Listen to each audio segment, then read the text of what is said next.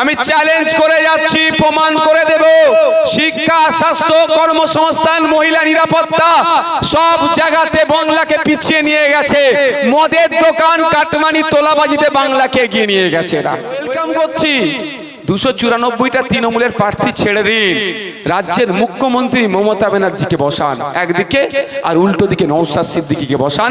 মমতা ব্যানার্জি পশ্চিম বাংলার মহিলা থেকে শুরু করে, পুরুষ থেকে শুরু করে, কৃষক থেকে শুরু করে, এই আমডাঙ্গার কৃষক থেকে, আমডাঙ্গার কর্মচারী থেকে শুরু করে, সরকারি কর্মী থেকে শুরু করে রাজ্যের মানুষকে আজকে ধ্বংসের দিকে এগিয়ে নিয়ে যাচ্ছে। এটা প্রমাণ যদি না করতে পারি, মমতা ব্যানার্জির হাত থেকে আমি তার দলের ঝান্ডাটা গ্রহণ করে নেব। ভয় লাগছে নাকি? হ্যাঁ, আর যদি মমতা ব্যানার্জিকে আমি, যদি নয় মমতা ব্যানার্জিকে আমি ভুল প্রমাণ করালে কি হবে? হ্যাঁ, কি বলছে? আইএসএফ নিয়ে নিতে হবে। আরে বাবা না, মাথা খারাপ, মাথা খারাপ। বলবো মা আমার, দিদি আমার বার্ধক্যে উপনীত হয়েছে। আমরা যতটুকু জানি, হিন্দু সমাজের মানুষেরা এটা বলে, শেষ জীবনে গিয়ে বৃন্দাবনে একটু ধর্ম কর্ম করো, তাই না মা? তাই এটা বলবো, অনেক হয়েছে মা আমার, এবার আপনি অব্যাহতি দেন, বাংলার মানুষকে একটু শান্তিতে থাকতে দেন, বৃন্দাবনের টিকিটটা কেটে দিচ্ছি। পারবে? আমি চ্যালেঞ্জ দিয়ে যাচ্ছি, আমি চ্যালেঞ্জ করে যাচ্ছি, প্রমাণ করে দেব। শিক্ষা, স্বাস্থ্য, কর্মসংস্থান, মহিলা নিরাপত্তা সব জায়গাতে বাংলাকে পিছিয়ে নিয়ে গেছে। মদের দোকান, কাটমানি, তোলাবাজিতে বাংলাকে এগিয়ে নিয়ে গেছে। আমার বুকে বল আছে, মোদি মমতা আমাকে জব্দ করতে পারেনি, আর পারবেও না। কেন? আমার চোখের সামনে আমার একটা হিন্দু ভাইয়ের উপর অত্যাচার হবে, নওশাদ চুপ করে বসে থাকতে পারে না। আমার চোখের সামনে দুর্গাপুরে গরু কাণ্ডে আমার মুসলমান ভাইগুলোকে মেরে ফেলছিল, নওশাদ ঘরে চুপ করে বসতে পারে না। আর চোপড়াতে আমার আদিবাসী ভাইগুলোর বাড়ি ভেঙে দিয়েছে, নওশাদ সিদ্দিকী চুপ করে বসে থাকতে পারে না। তাই আপনাদের বলি, কারো কাছে মাথা বিক্রি করিনি। মোদি মমতাকেও ছেড়ে কথা বলি না। মোদি আইন করেছে ওয়াকফ লুটতে, সেই মোদির আইনকে নওশাদ সিদ্দিকী আটকে দিয়েছে।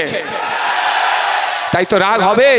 তাই ভাঙড়ে মোদির প্রার্থী আর মমতার প্রার্থী বসে আলোচনা করছে নওশাদকে হারাবে বলে, আর ভাঙড়ের মায়েরা, বোনেরা, বাপেরা, ভাইরা নওশাদকে 50,000 ভোটে জিতাবে বলে তারা ঠিক করে নিয়েছে। চাচা যান যদি ডাইরেক্ট বলতো, আমি সচক্ষে দেখেছি শুভেন্দু অধিকারী নওশাদ সিদ্দিকী বসে মিটিং করছে, এটা কিন্তু বলেনি।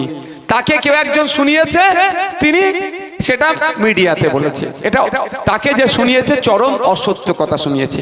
এবার আসা যাক, সত্য মিথ্যা প্রমাণ করার আমি জায়গা দিয়ে দিচ্ছি। আমি বাড়ি থেকে বার হয়ে মাজার শরীফের ওখানে চা খেতে গেলে এদের ইনফরমেশন, সিআইএসএফ এর ইনফরমেশন দিয়ে দেয় যে আমি বার হলাম, অমুক জায়গায় গিয়ে দাঁড়ালাম, বা কোনো হোটেলে রাত্রে খেতে যাচ্ছি, আড্ডা দিতে বন্ধুদের সাথে গেছি, বা আমার পাড়ার গ্রামের মানুষের সাথে, এরা আমার গাড়িতে উঠলেও জিজ্ঞাসা করে আমরা কোথায় যাচ্ছি। যদি বলি শিয়াখালা, সঙ্গে সঙ্গে টাইপ করে দেবে শিয়াখালা। শিয়াখালা পার হয়ে গেলে বলবে এবার আপনি আমরা কোথায় যাব। যদি বলি ডানকুনি, ডানকুনি। ঠিক আছে? তো যেদিন চাচাকে, আমার চাচা জানকে ওই লোকটি বলেছেন যে আমি শেরে পাঞ্জাবে গিয়ে তাই মিটিং করেছি, নিশ্চিতভাবে আমাকে বলতে হয়েছে আমি শেরে পাঞ্জাব যাব। ওখানে গিয়ে কার সাথে গল্প করবো এটা তো জানার দরকার নেই, কিন্তু এটুকু তো জানাতে এদেরকে হয়েছে যে আমি শেরে পাঞ্জাব যাবো, কারণ নিরাপত্তার ব্যাপার থাকে। ওরা ওখানকার থানাকে মেসেজ করবে সিস্টেমে, এদের জিডিতে লেখা থাকে।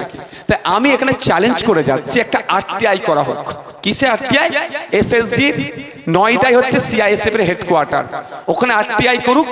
তৃণমূলের বন্ধুরা করতে পারে, এবার যে কেউ করতে পারে। চাচা জানকে জিজ্ঞাসা করুন আপনারা ভদ্রতার সাথে, শালীনতা বজায় রেখে, যে চাচাজি নওশাদ ভাই কোন তারিখে গিয়েছিল, একটু তারিখটা বলুন না। দ্বিতীয় কথা কি বলছিলাম, ও আমার চাচা জানের একটা বক্তব্য খুব ভাইরাল হচ্ছে, তৃণমূলের বন্ধুরা এটাকে নিয়ে ধেই ধেই করে নাচছে। আমার চাচা জান বলছেন একটা বক্তব্যে, তাকে নাকি শেরে পাঞ্জাবের কোনো একটা স্টাফ ফোন করে বলেছে তার ভাইপো তথা নওশাদের সাথে শুভেন্দু অধিকারী গল্প মিটিং করছে, তাই তো? এটা শুনেছেন আপনারা? শুনেছেন তো? এবার এটা নিয়ে অনেকে ফেসবুকে লেখালেখি করছে চাচা জান সম্পর্কে। আমি অনুরোধ করছি, খারাপ আমাকেও লাগছে, কিন্তু দিনের শেষে পীরের আওলাদ, তাদের জুতো আমাদের মাথায়। অনুরোধ করছি, কষ্ট হচ্ছে। আমি আস্তে আস্তে একজনকে বলছিলাম কি করতে পারি, মুখে লিকোপ্লাস্ট লাগিয়ে রাখছি। আজকে মুখে লিকোপ্লাস লাগিয়ে রাখিছি বলে আমনাগার মানুষ ভালোবেসে ছুটে আসছে, বিনা বিরিয়ানিতে, বিনা তেলে, বিনা টাকাতে এসে মাথা ভরিয়ে দিচ্ছে। হ্যাঁ, ধৈর্য ধারণকারীর সাথে কে থাকে হাফেজ ভাই? কে থাকে? সৃষ্টিকর্তা থাকে। ঠিক আছে, ধৈর্য ধরে আছি, কিন্তু উত্তর আপনাদেরকে নিয়ে আজকে যেতে হবে। নওশাদ সিদ্দিকী শালীনতা বজায় রেখে উত্তর দিতে এক্সপার্ট, আপনারা জানেন। আজকে দিচ্ছি। প্রথম কথা, চাচা জানকে একজন কি বলছে, কেউ একজন ফোন করে বলেছে আপনার ভাইপো আছে। ওই কেউ একজন যদি অসত্য কথা শুনে চাচা জান সেটাকে ডেলিভার করে দিয়েছে। এক নম্বর, অসত্য কথা বলেছে চাচা জানকে। চাচা জান যদি ডাইরেক্ট বলতো আমি সচক্ষে দেখেছি শুভেন্দু অধিকারী নওশাদ সিদ্দিকী বসে মিটিং করছে, এটা কিন্তু বলেনি। তাকে কেউ একজন শুনিয়েছে, তিনি সেটা মিডিয়াতে বলেছে। এটা তাকে যে শুনিয়েছে চরম অসত্য কথা শুনিয়েছে। এবার আসা যাক সত্য মিথ্যা প্রমাণ করার আমি জায়গা দিয়ে দিচ্ছি। আমার বুকে বল আছে বলেই তো আমি বলছি। এ দেখুন, আপনাকে বলি, আমি সকালবেলা উঠলাম ঘুম থেকে, সে 10টা হোক, 11টা হোক, 8টা হোক, বার হয়ে হয়তো মাজার শরীফ ধারে, আপনারা জানতাম একটু আড্ডা টাড্ডা মারি, দেখেছেন তো? বেশি আমার বাড়ির দিকে থাকি, আর নালে বড় দরবারে ওই ওই মাজার শরীফের ওখানটা দেখেছেন তো, অনেকে গিয়ে দেখতে পান তো আমাকে। তো আমি বাড়ি থেকে বার হয়ে মাজার শরীফের ওখানে চা খেতে গেলে এদের ইনফরমেশন, সিআইএসএফ এর ইনফরমেশন দিয়ে দেয় যে আমি বার হলাম, অমুক জায়গায় গিয়ে দাঁড়ালাম, বা কোনো হোটেলে রাত্রে খেতে যাচ্ছি আড্ডা দিতে, বন্ধুদের সাথে গেছি বা আমার পাড়ার গ্রামের মানুষের সাথে। এরা আমার গাড়িতে উঠলেও জিজ্ঞাসা করে আমরা কোথায় যাচ্ছি। যদি বলি শিয়াখালা, সঙ্গে সঙ্গে টাইপ করে দেবে শিয়াখালা। শিয়াখালা পার হয়ে গেলে বলবে এবার আপনি আমরা কোথায় যাব। যদি বলি ডানকুনি, ডানকুনি। ঠিক আছে। তো যেদিন চাচাকে, আমার চাচা জানকে ওই লোকটি বলেছেন যে আমি শেরে পাঞ্জাবে গিয়ে তাই মিটিং করেছি, নিশ্চিতভাবে আমাকে বলতে হয়েছে আমি শেরে পাঞ্জাব যাব। ওখানে গিয়ে কার সাথে গল্প করবো এদের তো জানার দরকার নেই, কিন্তু এটুকু তো জানাতে এদেরকে হয়েছে যে আমি শেরে পাঞ্জাব যাবো, কারণ নিরাপত্তার ব্যাপার থাকে। ওরা ওখানকার থানাকে মেসেজ করবে সিস্টেমে, এদের জিডিতে লেখা থাকে। তাই আমি এখানে চ্যালেঞ্জ করে যাচ্ছি, একটা আরটিআই করা হোক। কিসে আরটিআই? এসএসজি 9টাই হচ্ছে সিআইএসএফ এর হেডকোয়ার্টার, ওখানে আরটিআই করুক। তৃণমূলের বন্ধুরা করতে পারে, এবার যে কেউ করতে পারে। চাচা জানকে জিজ্ঞাসা করুন আপনারা ভদ্রতার সাথে, শালীনতা বজায় রেখে, যে চাচাজি নওশাদ ভাই কোন তারিখে গিয়েছিল, একটু তারিখটা বলুন না। ভালো ঠান্ডা মাথায় বুঝবেন, আমি আজকে জবাব দিতে এসেছি। অনেক আমাদের সাথে মিথ্যাচার হচ্ছে, অনেক অনাচার হচ্ছে, কিন্তু আমরা মুখ খুলিনি। মুখ খুলিনি এই মানে এই নয় যে আমরা দুর্বল, আমরা জবাব দিতে এসেছি আজকে। জবাবটা আপনারা নোট করে নিয়ে যাবেন। তাহলে কি হবে? যদি বলে 23 এপ্রিল, 15ই আগস্ট, 14ই আগস্ট, বলবে তো কিছু একটা ডেট, সেই ডেট ধরে আরটিআই করুক সিআইএসএফ এর হেডকোয়ার্টার এসএসজির 9টাতে। আরটিআই করলে জবাব দিতে বাধ্য। জিডিতে লেখা থাকে নওশাদ কখন বেরোচ্ছে ঘর থেকে, কখন ঘরে ঢুকছি, টোটাল ইনফরমেশন এদের কাছে থাকে, এবং খাতায় কলমে। এটুকু মাথায় রাখবেন।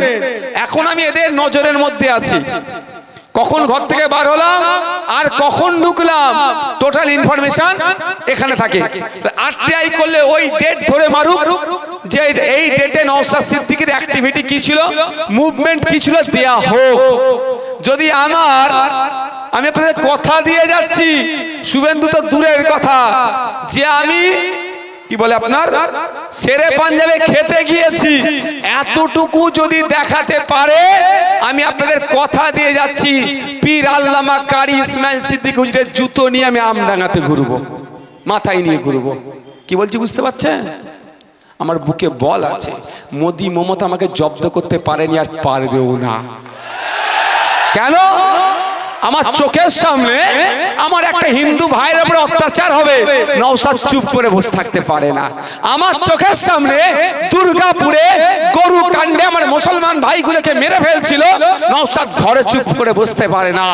আর চোপড়াতে আমার আদিবাসী ভাইগুলোর বাড়ি ভেঙে দিয়েছে, নওশাদ সিদ্দিকী চুপ করে বসে থাকতে পারে না। তাই আপনাদের বলি, কারো কাছে মাথা বিক্রি করিনি। মোদি মমতাকেও ছেড়ে কথা বলি না।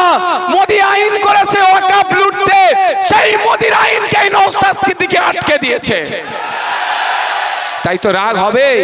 তাই ভাঙড়ে মোদির প্রার্থী আর মমতার প্রার্থী বসে আলোচনা করছে নওশাদকে হারাবে বলে, আর ভাঙড়ের মায়েরা, বোনেরা, বাপেরা, ভাইরা নওশাদকে 50,000 ভোটে জিতাবে বলে তারা ঠিক করে নিয়েছে।